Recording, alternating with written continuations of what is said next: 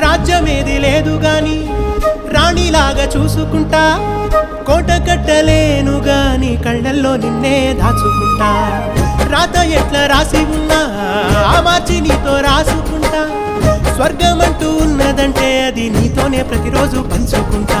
నిన్ను గన్న మీ నాన్నకన్నా అల్లారు ముద్దుగా సాదుకుంటా, నీకు కోపం వస్తే కొంత దూరం ఉంటా, నువ్వు గీత గీస్తే నేను దాటనంట, కంట నీరు కంటి రెప్ప దాటకుండా కాటుకై కావలుంటా. రాంబాయి నీ మీద నాకు మనసాయనే,